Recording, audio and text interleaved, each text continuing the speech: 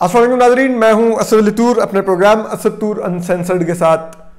आज हम आपको बताएंगे वज़ीर इमरान खान ने कल कहा है कि मैं ब्लैकमेल नहीं होता।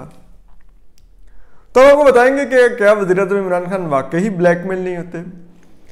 और उसके अलावा इस वक्त जो चूहे बिल्ली वाला खेल एक जारी है, वज़ीर इमरान खान को पता है कि उनकी अब बोरिया बिस्तर लपेटा जा रहा है, उनको कहा जा रहा है कि अपनी मुद्दत पूरी घर करें और घर जाएं परमानेंटली। तो उसके खिलाफ वो जो मुज़ाहमत कर रहे हैं वो किस किस्म की मुज़ाहमत है और उनके पास क्या ऑप्शंस हैं, हम आपको ये आज खबर देंगे।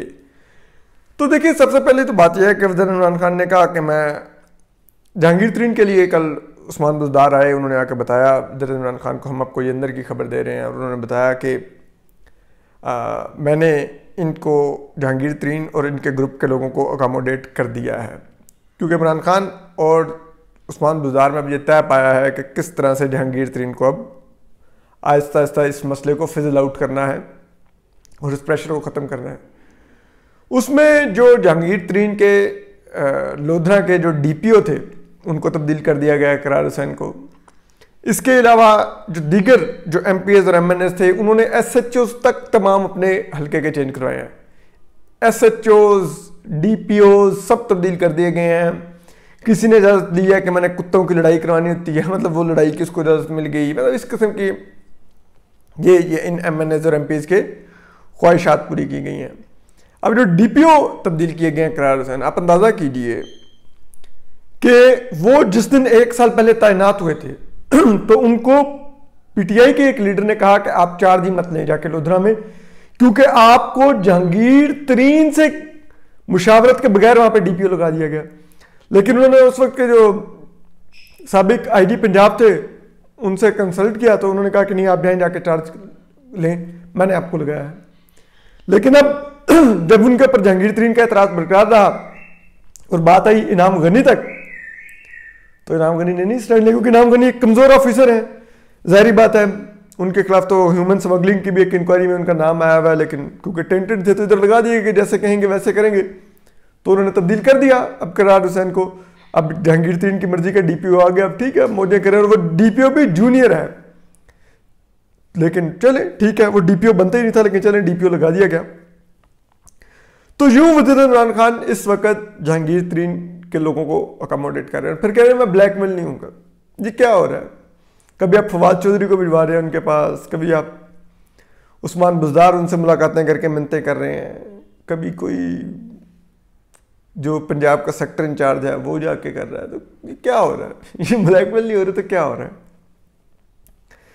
तो ये तो हालात है ना, पहली दफ़ा ब्लैकमेल नहीं हो रहे। आप इससे पहले आपने रियल इस्टेट में आपने जो काला धन वाइट करने के लिए बिजनेसमैनों का था ब्लैकमेल होके उनको आपने इस्तिस्ना दिया, उनको ब्लैक मनी वाइट मनी करने का मौका दिया। आपने इसी तरह जो दीगर बिजनेसमैन थे उन्होंने जाके आर्मी चीफ से मुलाकात की, जिसके बाद उनके नैब के केसेस नैब ने परसू करना बंद कर दिए, ख़त्म कर दिए, आपने उसकी भी मंजूरी दी। तो ये ब्लैकमेल ही हो रहे थे ना, और क्या हो रहे थे? तो इस तरह के हवाई बयानात ना दिया करें जबकि आप इस वक्त घुटनों के वाले में हो। तो ये तो वज़ीर इमरान खान का जहांगीर तरीन वाला मामला है, लेकिन इसके अलावा क्या बात सिर्फ यहीं तक ब्लैकमेलिंग की है? तो बात यह है कि पिछले कुछ अर्से से वज़ीर इमरान खान कह रहे थे कि मैं मुख्तलिफ जगहों पर मुज़ाहमत कर रहे थे हमारी इस्टेब्लिशमेंट के सामने। एक था कि अमेरिका को मज़ीद बेसिस यहाँ पर नहीं देंगे, हम अफ़गानिस्तान से चला जाएगा तो उनसे ख़त्म कर देंगे। हालांकि उन्हें करनी थी, लेकिन वो क्योंकि इस वक्त शहबाज शरीफ वाली डील की वजह से सख्त घबराए हुए हैं, तो मुख्तलिफ जगह पर वो अब इस वक्त फ़ौज को चुटकियाँ काट रहे हैं। इसी तरह वो ये कह रहे थे कि कश्मीर के ऊपर मुज़ाकरात की बात आई, भारत से मुज़ाकरात की बात आई, तो हमारे आर्मी चीफ ने सहाफ़ियों को बुला के ब्रीफिंग दी कि हम इस तरह बातचीत करना चाहते हैं, तमाम अमूर पर साथ साथ बातचीत चलेगी और उसमें कश्मीर भी होगा, दीगर अमूर भी होंगे, ताल्लुकात को नॉर्मल किया जाएगा। वज़ीर इमरान खान ने बयान दे दिया लाइव मीडिया में टेलीफोन कॉल्स लेते हुए कि नहीं, भारत से जब तक वो कश्मीर का पुराना स्टेटस बहाल नहीं करता बातचीत होगी ही नहीं। तो ये भी एक तरह से उन्होंने चुटकी काटी, तंग कर रहे थे। शहबाज शरीफ बाहर जाने लगे तो बाहर सऊदीया मुलाकात भी की आर्मी चीफ से। उसके बाद उन्होंने जनरल फैज़ से भी रब्ता किया, शरद अकबर से भी रब्ता किया। उनको कहा कि आर्मी चीफ ने कहा कि हमारा तो कोई इसमें मिस्टेक नहीं है, तो आप जाने, आपके इंतज़ामी मूड जाने, तो आप इसका नाम ECL से मत जाने दो। वो भी रुक गया। तो ये 2-3 फ्रंट्स हैं जहाँ पर वो फिर जहांगीर तरीन को दबाने लगे हुए थे। तो अब ये सब कुछ वो इसलिए कर रहे थे कि वो पैगाम दें कि अगर आप लोगों ने मेरे पर से हाथ उठाने का फैसला कर लिया है और ये फैसला किया है कि मुझे मज़ीद 5 साल नहीं दिलवाए जाएंगे 2023 से 2028 तक, तो फिर मैं मज़ीद चीज़ें स्पॉइल करूँगा। अब कहने को तो वो ये सब कुछ कर रहे हैं, लेकिन असल रास्ता क्या है? और वो कह रहे हैं मेरी हुकूमत जाती है जाए, मुझे कोई परवाह नहीं है। और कभी वो असद उमर के जरिए बयान दिलवाता है कि मैं असम्बलियाँ तोड़ दूंगा सब कुछ, लेकिन तोड़ेंगे नहीं, क्योंकि इक़्तिदार की जिस भूख में उन्होंने 22 साल बूट पॉलिश किए हैं, वो कैसे वो छोड़ के अब तो उस इक़्तिदार को घर जा सकते हैं। उनको बमुश्किल मिला है, पोलिंग स्टेशनों पर कब्जे करके उनको दिलवाया गया है, उसके इक़्तिदार को कैसे छोड़ेंगे? लेकिन उनको सूट क्या करता है? उनको सूट यही करता है इस मौके पर कि वो आम इलेक्शन का ऐलान कर दें। क्यों? क्योंकि आज से 2 साल बाद जब वो निकलेंगे तो वो जो मर्जी कह लें, अपने वोटरों को भी कह लें कि मुझे माफिया ने चलन दिया, मैं काम नहीं कर सका, मुझे फलां तंग करते थे, मुझे अपोजिशन तंग करती थी, मुझे फलां साजिश कर दी, फलां साजिश कर दी, कोई उनकी नहीं सुनेगा। क्योंकि सब कहेंगे अगर इतनी लूली लंगड़ी हुकूमत मिली हुई थी, काम नहीं हो रहा था, तो घर आ जाते, नया इलेक्शन अनाउंस कर देते, हम तुम्हें दोबारा मैंडेट दे के भेज देते। लेकिन वो तो कर नहीं सकते।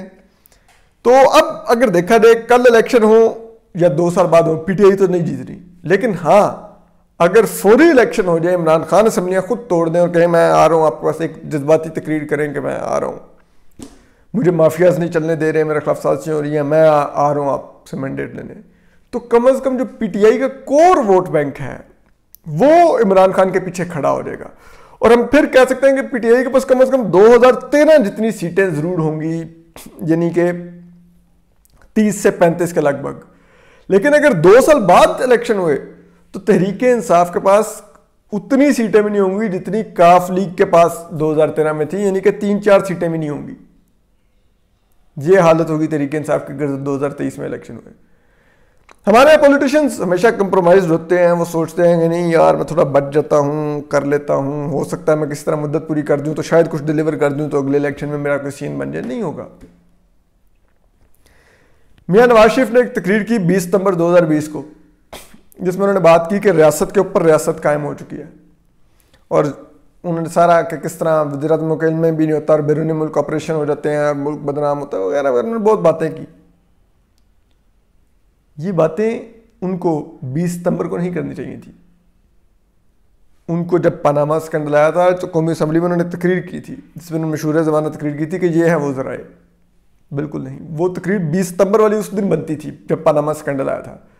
उस दिन आते, खड़े होकर कहते कि मेरे खिलाफ साजिशें हो रही हैं, ये हो रहा है, वो हो रहा है, मैं आपके वोटों से मुंतखब होकर आया था, मैं आपके लिए इन 3 सालों में मैंने ये काम किए हैं, मैं ये करने जा रहा था लेकिन ये मुझे नहीं करने दे रहे, मैं दोबारा आप में आ रहा हूं, आपसे वोट लेने आ रहा हूं, आप मुझे आके मुंतखब करके भेजना ताकि मैं काम कर सकूं। तो अब देखते मुल्क की सियासत की सूरत हाल हो रही, PMLN की पोजीशन हो रही, लेकिन आप आहिस्ता आहिस्ता पीछे हटते गए। आप परवेज़ रशीद से लेकर तारिक फातमी से लेकर मुशाहिदुल्लाह खान से लेकर सबकी कुर्बानी देते गए, लेकिन क्या मिला मियां नवाज शरीफ करने में?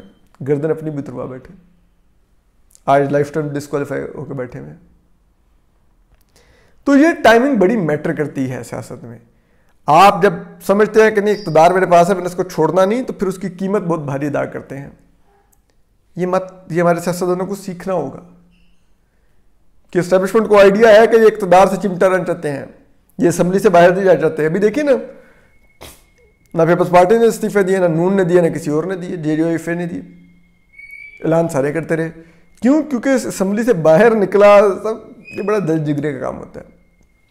तो यही वो ट्रिप का पता है जो अगर सियासतदान टाइम पर खेल दें कि जब उनकी ब्लैकमेलिंग शुरू हो, जब उनके खिलाफ साजिशें शुरू हो, वो इस्तीफा दें, आएँ और आके कहें जी कि मैं आम इलेक्शन का ऐलान कर लूँ, ये मेरे खिलाफ साजिशें होनी थी और अब मैं आपके पास आ रहा हूँ, आप मुझे वोट दे के वापस भेजेंगे, मैं आपके मैंडेट का फिर एहतराम करूंगा, इस मैंडेट का तो ये एहतराम नहीं कर रहे।